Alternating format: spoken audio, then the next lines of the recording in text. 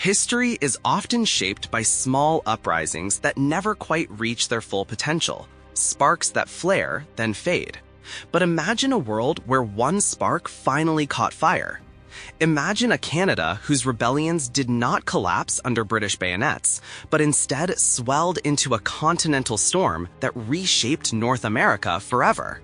This is the world of 1837, rewritten, where the rebellions didn't die, but ignited a revolution that brought two new republics into existence, forced the United States into an unexpected war, and pushed the British Empire to the negotiating table. In the real timeline, Upper and Lower Canada simmered under the grip of two entrenched oligarchies. In the West, the family compact ruled with rigid conservatism, stamping out reformist voices. In the East, the Chateau clique held Lower Canada in a similar iron grasp, suffocating any political progress. Economic unrest, a widening gap between elites and ordinary settlers, and years of restrictive policies pushed frustration to the edge. William Lyon Mackenzie rallied the mostly Anglophone reformers of Upper Canada, while Louis-Jacques Papineau stirred the Francophone patriots in Lower Canada. Although both uprisings erupted with passion, they collapsed quickly in reality, leaving Canada's fight for self-determination to languish for decades. The Durham Report offered limited remedies in 1839, and true constitutional independence from Britain didn't come until well into the 20th century. But in this alternate history, December 1837 unfolds differently. This time, Mackenzie's rebels do not scatter after their first setback. They strike fast and organized, bolstered by American filibusters who cross the border looking to challenge Britain's power. Their improved planning leads to a decisive victory at Montgomery's Tavern, a win that electrifies reformist sentiment. War of 1812 veterans, frontier militias, and farmers tired of colonial neglect flocks to the cause, convinced the rebellion might actually succeed. Meanwhile, American support intensifies. More than 1,000 volunteers from the secretive hunter lodges move into Upper Canada, sneaking across the border with muskets stolen from Detroit's undermanned marshal's office. Under the leadership of Thomas Jefferson Sutherland and Rensselaer Van Rensselaer, they fortify Navy Island into a makeshift fortress. And here, with smoke rising from campfires and the frozen Niagara River flowing beneath them, Mackenzie proclaims the birth of the Republic of Canada. His promise of generous land grants draws even more Americans. Then, the crisis accelerates. On December 29, 1837, British forces ignite the Caroline steamer while it sits on the American side of the river. The attack kills a U.S. citizen, Amos Girfy. What London intends as a warning instead becomes an international scandal. American newspapers rage at the British outrage, and President Martin Van Buren is pushed into a delicate balancing act. He dispatches General Winfield Scott to calm public fury, but armed mobs on the frontier take events into their own hands. On January 10, 1838, gunfire erupts near Fort Erie, killing Redcoats and Americans alike, the first deadly Anglo-American clash since the War of 1812. As Upper Canada burns, Papineau seizes the opportunity in Lower Canada. Instead of retreating to the safety of the United States as he did historically, he stays and reorganizes his patriots. The Frères Chasseurs, a paramilitary brotherhood, launched swift guerrilla attacks on isolated British posts. Imperial commanders, stretched painfully thin between two rebellions, struggle to respond. At St. Charles, Patriot forces win a stunning victory, opening the Richelieu Valley like a gateway. By early 1838, Montreal falls into their hands, and Papineau declares La République du Québec. South of the border, American involvement deepens dramatically. The Hunter Lodges merge with Henry S. Handy's Secret Order of the Sons of Liberty, forming a vast underground network. Their numbers swell to 6,000 fighters. Newspapers in Buffalo publish coded phrases signaling new raids and supply movements. On Pali Island, 500 American volunteers under George Van Rensselaer crush British defenders, taking the island and celebrating their victory as a sign that the Empire can be beaten. Encouraged, the rebels mount an ambitious attack on Fort Malden, overwhelming its garrison, capturing 300 British soldiers and seizing artillery desperately needed by their cause. But the rebellion is not Britain's only problem. Far to the east, tensions in the forests of Maine erupt into the Aroostook War.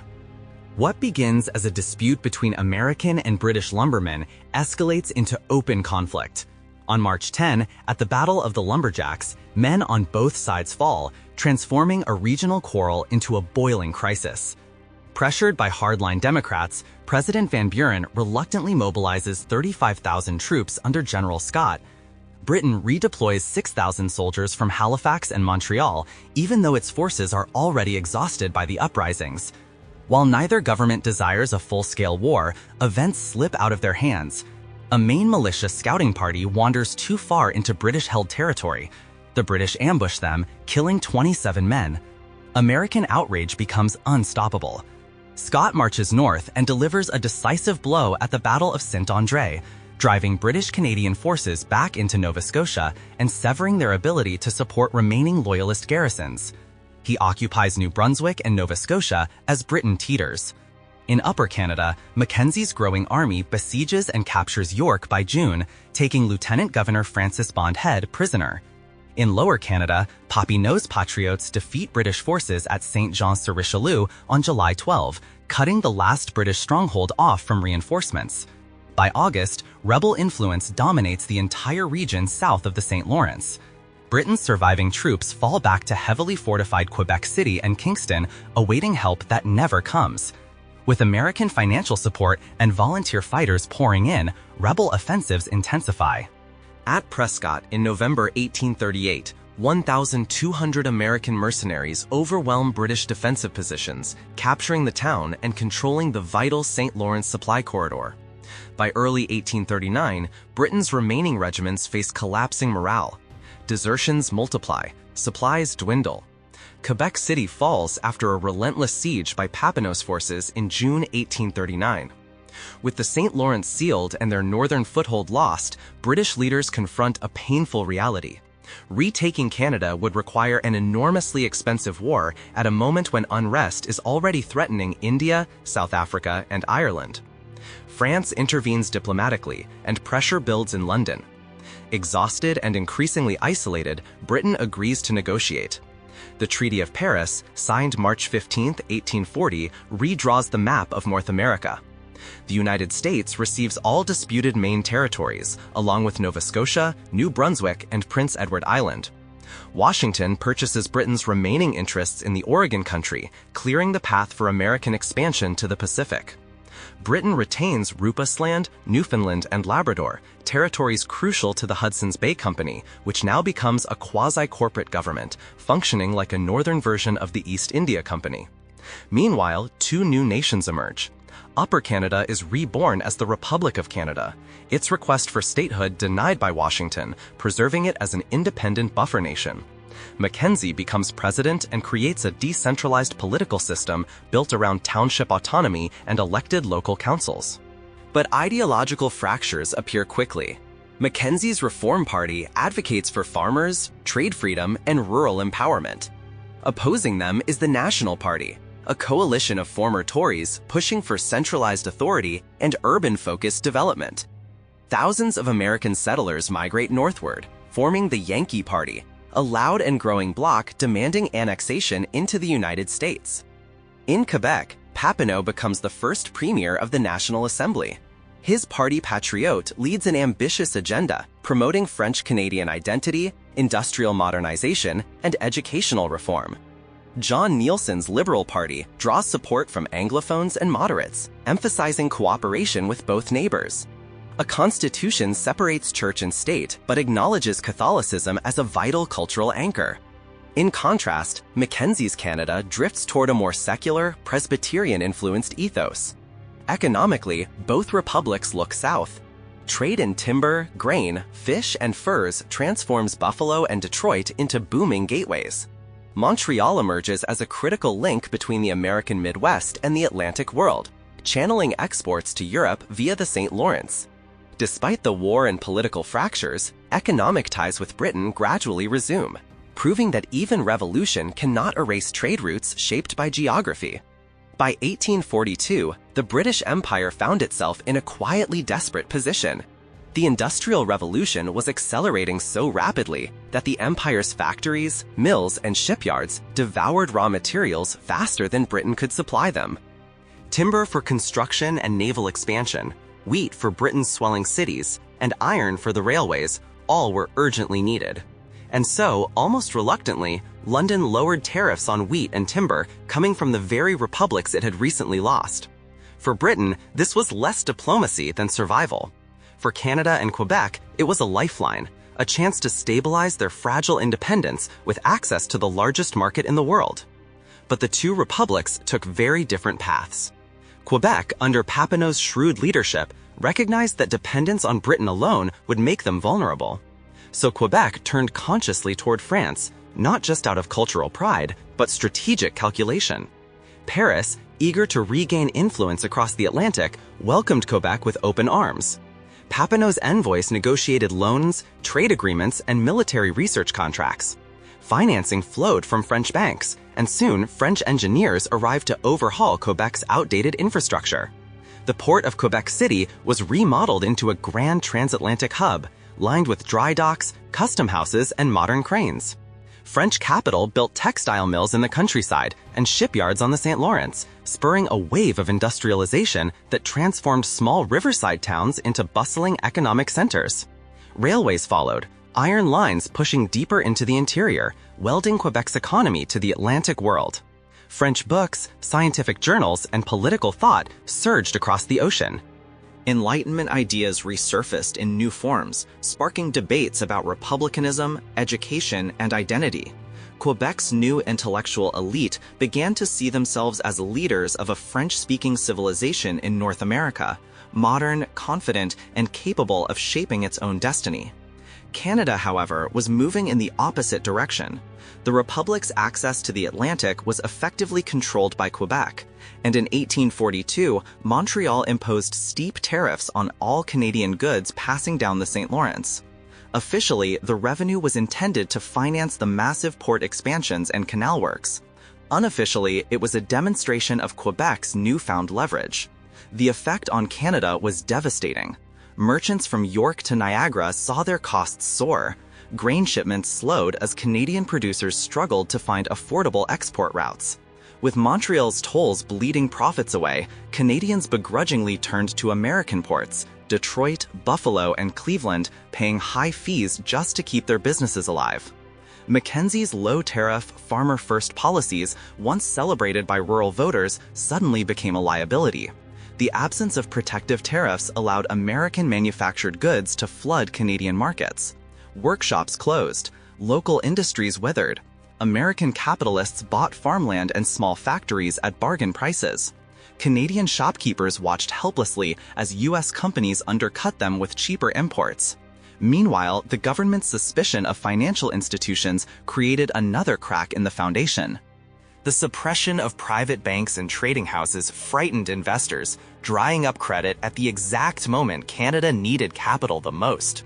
When the Republican Bank of Canada collapsed in 1843, the shockwave destroyed trust in the entire financial system. Families lost their savings, businesses folded, small towns were plunged into poverty. Into this chaos stepped the Yankee Party. Farmers on the Niagara frontier, lumbermen near the Great Lakes, and merchants in York found themselves drawn to the party's bold message: stability through annexation. Join the United States and access its vast market. Use American currency. Rebuild banking under U.S. regulation. Let Washington handle defense and trade. For many struggling Canadians, it stopped sounding like treason and started sounding like survival. American newspapers amplified the sentiment, publishing editorials portraying annexation as a friendly embrace that would rescue Canada from economic collapse. Border towns became hotbeds of annexationist enthusiasm. American merchants openly financed Yankee Party rallies, hoping to make Canada an extension of their own trade empire. Mackenzie's reformers barely clung to power in the 1844 election, winning by the smallest margin in the nation's short history. But the political landscape had changed. Even loyal reform voters whispered doubts. Businesses increasingly accepted American currency. Cross-border marriages rose. Farmers subscribed to Detroit newspapers. Canada, without admitting it, was drifting into the American orbit. Quebec, meanwhile, soared. Revenues from the St. Lawrence tariffs financed a wave of ambitious projects, none more transformative than the expansion of the Lachine Canal. What had once been a modest industrial channel became the beating heart of a new Quebecois economy, lined with flour mills, foundries, textile factories, and shipwright workshops. Papineau's subsidies encouraged the rise of homegrown shipping companies, soon capable of challenging New England's fleets. By 1845, Quebec was no longer a struggling new republic. It had become a confident regional heavyweight, with France at its back, economic momentum on its side, and the St. Lawrence River firmly under its control. Canada could only watch as its neighbor rose, and as its own future grew increasingly uncertain. By 1845, Montreal had become the beating heart of northeastern North America. With its population soaring past 35,000, the city hummed with a bustle unmatched anywhere in the region. York, still respectable at 20,000, felt provincial by comparison. Montreal's growth stemmed from a human tide washing in from the Atlantic. Thousands of Irish Catholics fleeing the Great Famine arrived at Quebec's ports seeking survival. Unlike the United States, where anti-Catholic riots and nativist hostility were rising, Quebec welcomed them with open arms, offering steady work in its shipyards, textile mills, and ever-expanding docks. The newcomers brought labor, culture, and a desperate hunger to rebuild their lives, and in doing so, they fueled Quebec's rise. But while Quebec flourished, Canada entered a moment of political crisis. Mackenzie's fragile government collapsed after a failed vote of confidence, and suddenly the question of Canada's future, long whispered in border inns and frontier markets, crashed into the center of national politics. Annexation, once unthinkable, now seems like a practical path out of economic stagnation. In March 1845, formal negotiations began. The United States sent Secretary of State John C. Calhoun, a calculating diplomat and master tactician. Canada appointed A.D. Smith, a former Hunter Lodge insurgent whose revolutionary past gave him credibility with both reformers and border militias. President James K. Polk viewed the opportunity with cold strategic interest. Canada offered 500,000 additional citizens, immense forests, mineral wealth, and fertile farmland stretching toward the Great Lakes. But the deal was far from simple. In the halls of Congress, sectional tensions flared immediately. Northern Whigs, led by the eloquent Daniel Webster, pushed aggressively for Canadian statehood. They saw the nation's anti-slavery traditions and enthusiastic support for internal improvements as natural allies to their cause.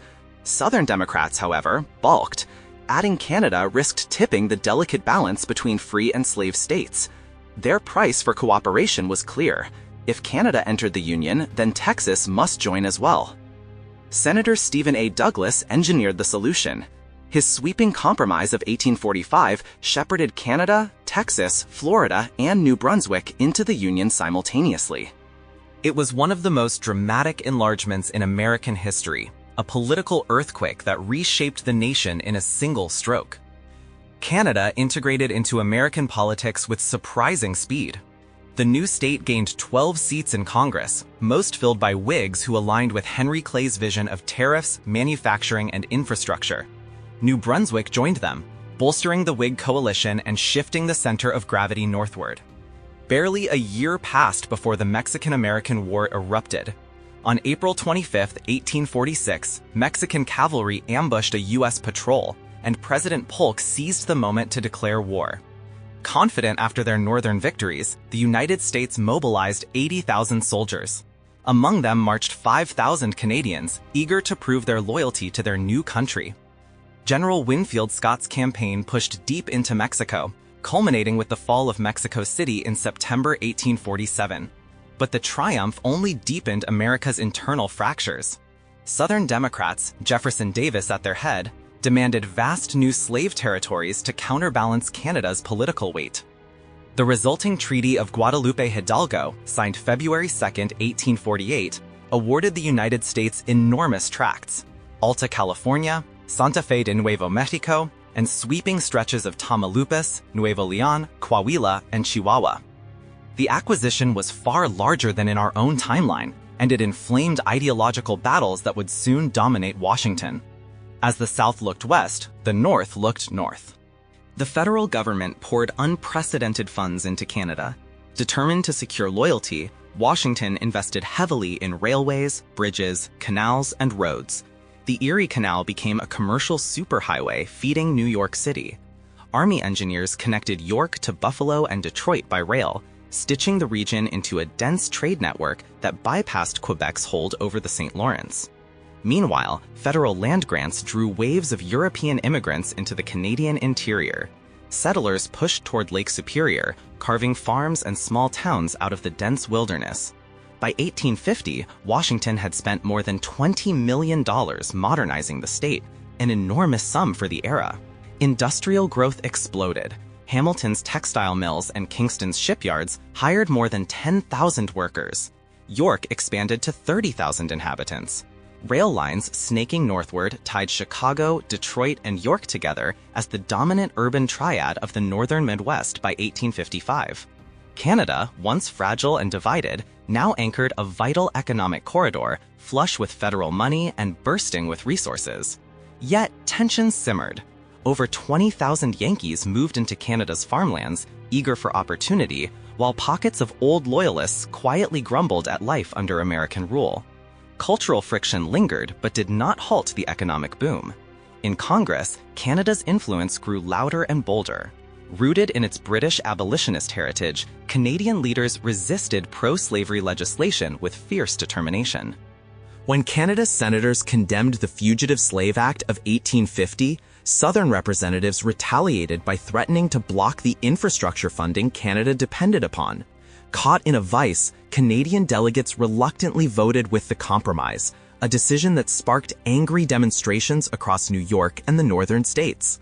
Yet many Canadians viewed it as a grim concession necessary to maintain stability within the Union.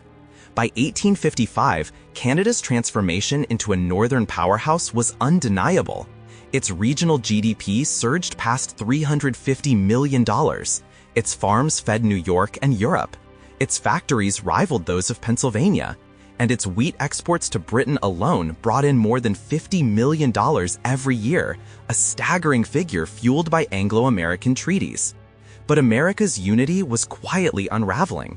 In the newly acquired Mexican territories, enslaved labor expanded rapidly in the fertile lowlands of Tamaulipas and Coahuila. Plantation owners, backed by Southern politicians, demanded these regions be admitted as full slave states. Canada's Whigs and the Free Soil movement fought bitterly against those petitions. Each confrontation chipped away at the fragile political equilibrium of the nation. Meanwhile, far to the north, Rupert's Land collapsed under its own isolation. The Hudson's Bay Company found itself stuck in a dying economy. With the fur trade dwindling and supply routes through Hudson Bay proving brutally expensive, investors in London shifted their attention to the empire's richer frontiers in Africa, Australia, and India. Almost all supplies destined for Rupert's Land passed through Quebec or the American state of Canada, and both nations hiked their prices ruthlessly. Costs skyrocketed. Settlers trickled out. London saw no future in maintaining the barren territory. Negotiations began in secret diplomatic channels. Britain, Quebec, and the United States crafted the Treaty of Montreal, a sweeping agreement to partition Rupert's Land. Britain invited Quebec into the deal as a hedge. If America gained the entire region, it might soon move to seize Newfoundland and its priceless cod fisheries. By dividing the territory, Britain preserved a buffer for Newfoundland and strengthened its relationship with Quebec. The agreement redrew the north. Quebec received the eastern expanse, stretching toward the Labrador interior. The United States purchased the northwestern and Arctic regions, areas Britain had long abandoned hope of using for a northwest passage. The transaction marked a symbolic end to Britain's continental ambitions. By 1860, the transformation was complete. A rebellion that began as a localized struggle against oligarchic rule had, over 2 decades, shattered the old colonial order and created a new geopolitical map. Canada, once a fragile republic, had vanished into the Union. Quebec had risen as a proud, independent Francophone nation. The United States had expanded into a continental giant. And Britain, the once dominant empire of North America, had been pushed to the margins of a world it once claimed as its own. The spark of 1837 did not merely burn Canada. It reshaped the destiny of an entire continent.